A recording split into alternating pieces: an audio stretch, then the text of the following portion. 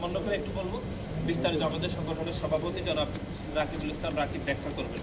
একটি হচ্ছে, আপনারা জানেন যে বাংলাদেশ জাতীয়তাবাদী ছাত্র দলের পক্ষ থেকে ঢাকা বিশ্ববিদ্যালয়ের আবাসিক হলগুলোতে আমাদের নিয়মতান্ত্রিক সাংগঠনিক কাঠামোকে ভিত্তি করার অংশ হিসাবে আমরা আমাদের কমিটিকে ফাংশন করেছি এবং তার পরিপ্রেক্ষিতে বিভিন্ন গুপ্ত সংগঠনের হচ্ছে বিভিন্ন প্রোপাগান্ডাতে ঢাকা বিশ্ববিদ্যালয়ের কিছু শিক্ষার্থীও এই প্রোপাগান্ডায় অংশগ্রহণ করেছে।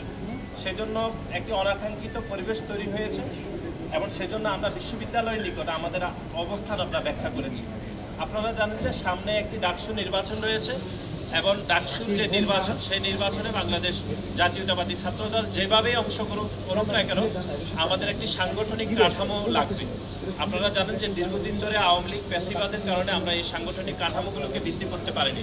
সেজন্য সেই সাংগঠনিক কাঠামোর ধারাবাহিকতায় আমরা আমাদের হল কমিটিগুলো আমরা স্ট্রাকচারকে আমরা ফাংশন করেছি এবং তার ভিত্তিতে যে একটি মব তৈরি হয়েছে, সেখানে আপনারা দেখেছেন যে বিভিন্ন ছাত্র সংগঠনের নেতাকর্মীরা অনাকাঙ্ক্ষিতভাবে সেই মব তারা অংশগ্রহণ করেছে এবং ঢাকা বিশ্ববিদ্যালয়ের কিছু শিক্ষার্থীও সেখানে অংশগ্রহণ করেছে।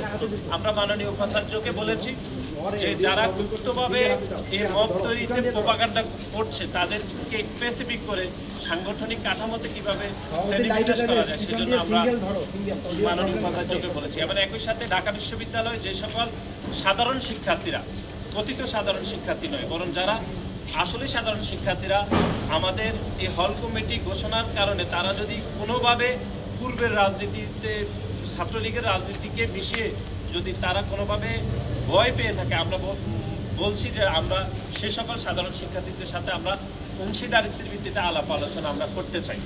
এবং একই সাথে আজকে এখানে একটি গুরুত্বপূর্ণ বিষয়ে আলাপ আলোচনা হয়েছে। সেখানে ছাত্র শিবির যে বিভিন্নভাবে গুপ্ত রাজনীতি করে, আপনারা জানেন যে তারা বিভিন্ন হল কমিটিগুলো তারা প্রকাশ করে না, কিন্তু আপনি দেখেছেন টিএসসি ভিত্তিক যে সংগঠনগুলো রয়েছে সেখানে তারা দায়িত্ব পেয়ে থাকেন, সেখানে তাদেরকে রাজনীতিতে যারা যুক্ত থাকেন তারা সেখানে দায়িত্ব পেয়ে থাকেন না।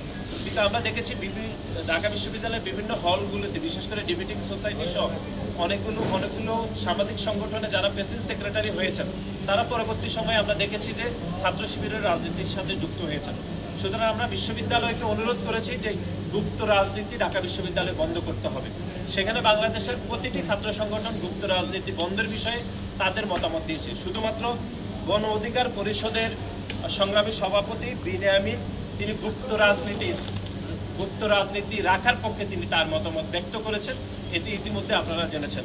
আমরা মনে করি বাংলাদেশের কোনো ক্যাম্পাসে কোনো গুপ্ত রাজনীতি থাকা উচিত না, তারই ধারাবাহিকতায় ঢাকা বিশ্ববিদ্যালয়ের পবিত্র মাটিতে কোনো গুপ্ত রাজনীতি থাকা উচিত না বলে আমরা মনে করি।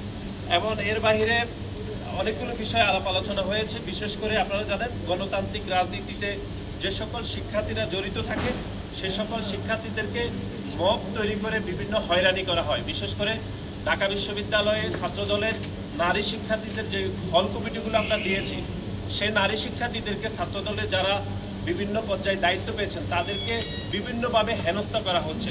সেজন্য আমরা মাননীয় উপাচার্য বরাবর আমরা আবেদন করেছি যেন ছাত্রদলের কোনো নেতাকর্মী শুধুমাত্র তার একটি রাজনৈতিক পরিচয়ের কারণে কোনোভাবে সামাজিকভাবে অথবা যে কোনোভাবে যেন হয়রানির শিকার না হয়, সেজন্য বিশ্ববিদ্যালয় প্রশাসনের কাছে আমরা জোর দাবি জানিয়েছি যেন এই প্রক্রিয়াগুলো বন্ধ হয়। এখন আপনাদের সামনে বক্তব্য রাখবেন বাংলাদেশ জাতীয়তাবাদী ছাত্রদল কেন্দ্রীয় সংসদের বিপ্লবী সভাপতি জনাব রাকিবুল ইসলাম রাকিব।